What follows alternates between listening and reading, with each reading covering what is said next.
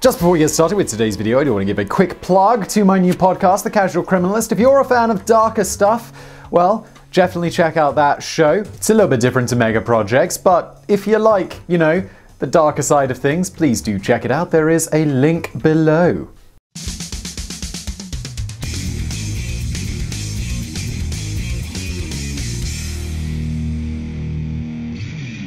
In 1943, the US government approached Lockheed Aircraft Corporation to develop and build the country's first high-speed fighter aircraft. Proposals like this usually take years to deliver, but Lockheed was given just 180 days. Such were the strains of war, apparently. A daunting, mammoth task faced the designers, engineers, and mechanics at Lockheed, and, well, the big question came up: could they actually do it? And not only did they deliver, but they did so 37 days early, and with that, the legend of Lockheed Skunk Works began. Now, if you're an avid follower of this mega projects channel, then this name might sound familiar. After all, this is the Lockheed division that's been responsible for the majority of the groundbreaking aviation seen in the United States since World War II. Take your pick from the U-2, the SR-71 Blackbird, the F-117 Nighthawk, F-22 Raptor, and the F-35 Lightning II, Skunk Works did them all. This is a mega project that essentially produces mega projects. Some, if we were in 2014,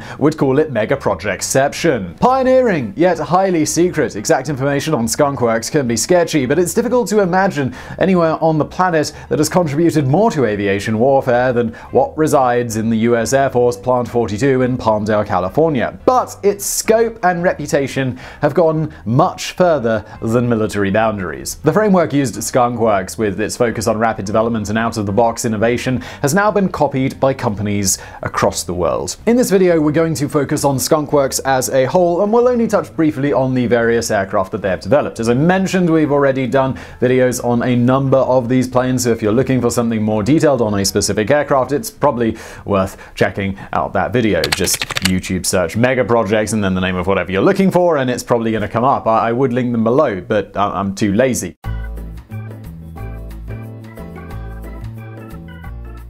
Let us begin with the name. The story of how Skunk Works came to have this slightly odd name begins back in the 1930s with a popular satirical comic strip called Lil Abner. Written by Al Cap, Lil Abner followed the fortunes of Little Abner Yoakum, a simple yet lovable hillbilly character living in the small Kentucky town of Dogpatch. On the outskirts of Dogpatch lay a noxious, dilapidated factory called Skunk Works, which produced skunk oil by grinding down dead skunks and worn shoes, apparently. This was, of course, moonshine at a time when prohibition was still in place. The story goes that during the development of the P-80 Shooting Star, America's first high-speed aircraft that we mentioned at the beginning of the video, the small Lockheed division was located next to a plastic factory producing the same kind of detestable stink that had been envisioned while reading Lil Abner. Those working amid the stench came to refer to their dwelling as Skunk Works, and the name stuck. It wasn't until the 1960s when representatives from the comic book contacted Lockheed to request that it change the name of its advanced development company, and they did, to Skunk Works. That's got to be the only time in history where a comic book was the buzzkill on a weapons manufacturer.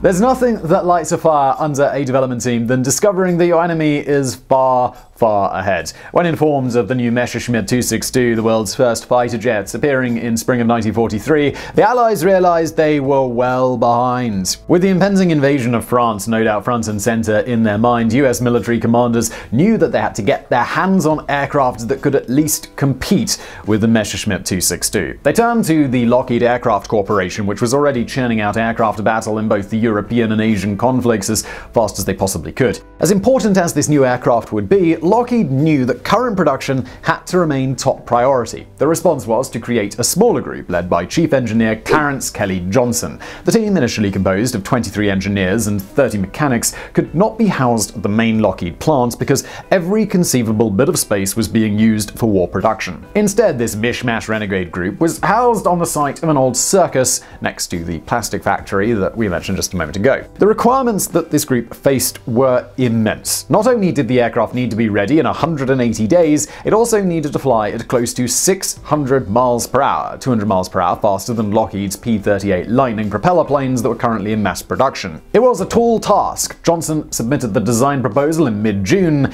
and the clock immediately began ticking. Eventually, up to 130 people were involved in the production of the P-80, but such was the secrecy that only between 5 and 10 people actually knew that they were working on the first American fighter jet. On the 16th of November, 37 days ahead of schedule, the first prototype, nicknamed Lulu Bell, appeared at Murakami Airfield. Not only had the Skunk Works division succeeded, but they had also produced an aircraft that had effectively made up the years of German superiority in terms of jet usage. The strange final twist, however, was that only 2 P-80s were ever used in World War II, and only for reconnaissance missions over Italy. The mass production of the P-80 had been held up and was followed by a fatal accident in the UK, after which the new aircraft were grounded as a precaution. By the time they were ready, Allied air superiority was almost total, and the war was nearly over.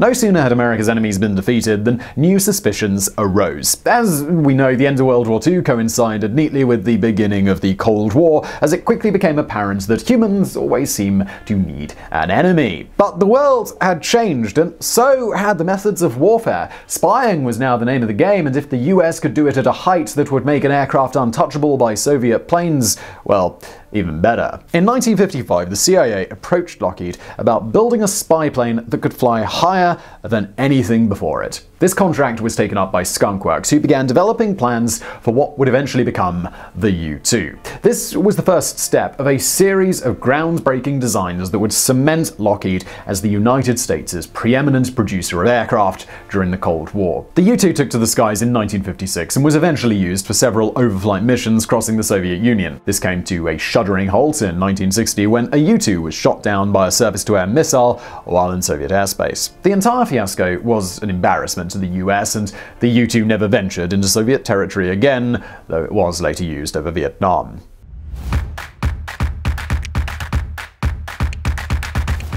Next came a contract to build 5 A-12 Archangels at a reported total cost of $96 million, around $827 million today. This would be an aircraft capable of traveling at a height of 26,000 meters, that's 85,000 feet, and speeds of Mach 3.5. When the US military began exploring the possibilities for such an aircraft, they were initially attracted to a rival Convair design, but thanks to Convair's slightly shaky recent track record, along with Skunk Works' burgeoning reputation, the Lockheed team won out. The A-12 had its maiden flight in 1962, but it didn't enter service until 1967 before being retired in 1968. Not because it was no good, but with the shooting down of the U-2 in 1960, Americans' thinking regarding flights over the Soviet Union had changed dramatically. The rapid development of Soviet missiles had rendered the A-12's impressive altitudes just irrelevant. But many aspects of the A-12 were shifted over to the next dazzling piece of military hardware that appeared out of the Skunk Works factory. The SR-71 Blackbird combined high altitude, rapid speed, and a low radar cross-section, which made it almost invisible in the skies. Almost all of what goes on at Skunk Works, even to this day, is highly classified, but the SR-71 was in an entirely different league. Developed under black project conditions, only a handful of people were said to know the true nature of the SR-71. The aircraft made its first test flight in 1964 and remained in service until 1998, capable of speeds up to 3,540 kilometers an hour and with a service ceiling of 85,000 feet. That's 26,000 meters.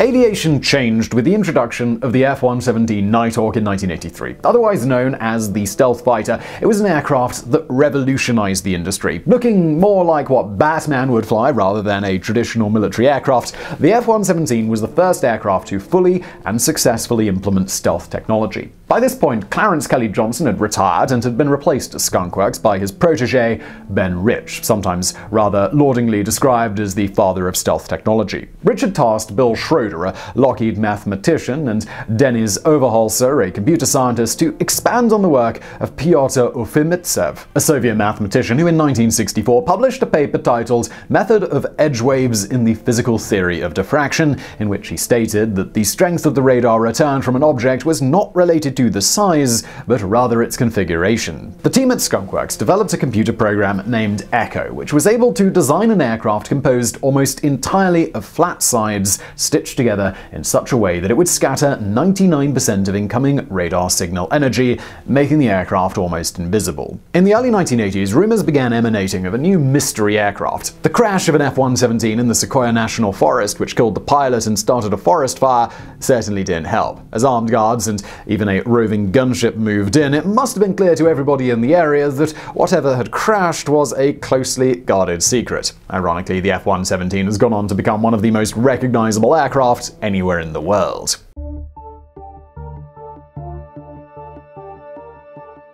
If you think that Skunk Works may have eased up in more recent times, then think again. The introduction of the F-22 Raptor in 2005 and the F-35 Lightning II in 2015 has proven that this secretive development group is still head and shoulders above the rest. In 2007, President George W. Bush presented the National Medal of Technology and Innovation to the Skunk Works for its record of developing cutting-edge aircraft technologies and systems for the US government. It was the first time that the medal had been bestowed on a member of the aviation industry. Unfortunately, we just don't have time to go through everything that has been developed at Skunk Works, as it is a long list. From unmanned drones like the D-21, large-scale cargo planes like the X-55, or unmanned aerial vehicles like the mysterious RQ-170 Sentinel, the Skunk Works' back catalog over the last few decades is wildly impressive.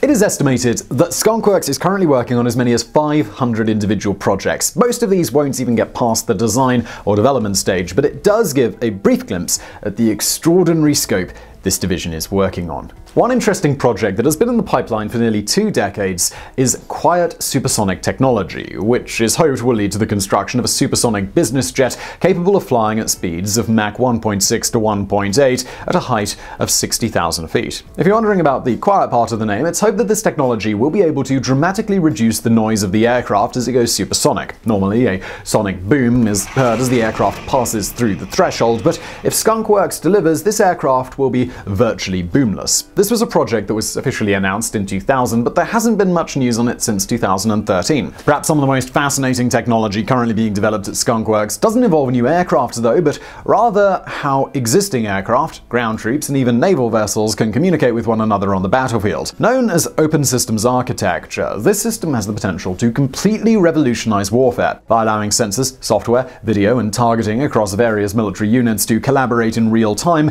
This has the potential to be a dramatic game changer. Just imagine if troops on the ground could use all the information being gathered from a spy plane above using handheld monitors, or how much more effective airstrikes could be if all the aircraft involved could share real-time data as the attack progressed. Over the last decade, Skunk Works has taken part in a series of test operations which have gradually increased in size and complexity, including Project Missouri, Project Iguana, and last year with the wonderfully named Project Riot. This is something Skunk Works has been working on for some time now, but it is not immediately clear when it's going to be rolled out in the military. Finally, there's the hypersonic weapon traveling at speeds of up to 24,695 kilometers an hour. The AGM-183 Arrow uses a boost glide system propelled by a rocket to reach speeds thought to be roughly 8 times faster than any missile on the planet. And yes, this is the weapon that President Trump famously referred to as a super-duper missile. In 2018, the US Air Force awarded Lockheed Martin a contract worth $480 million to develop and produce the missile, and it's believed that it should be available sooner rather than later.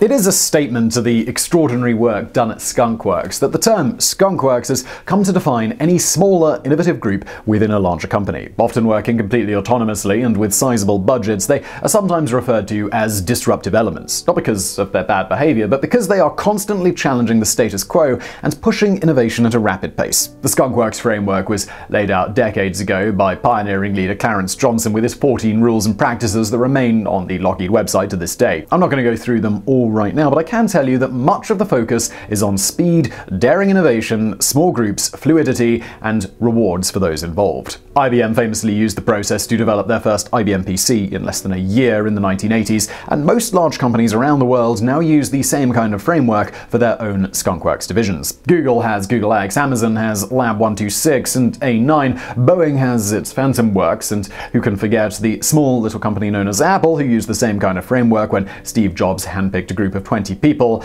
and produced the Macintosh.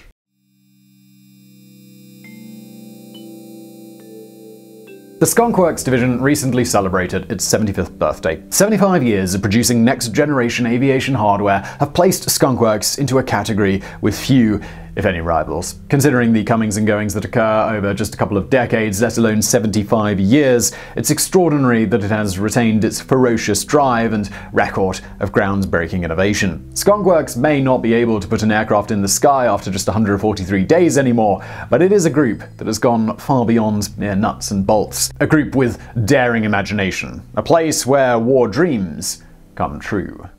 So I really hope you found that mega project that makes mega projects interesting. If you did, smash that like button below. As always, if you've got a suggestion for mega projects, please do leave it in the comments below. If you see something you like, upvote it, click that thumbs up button, it will rise to the top and I'm more likely to make it. So please do that, and as always, thank you for watching.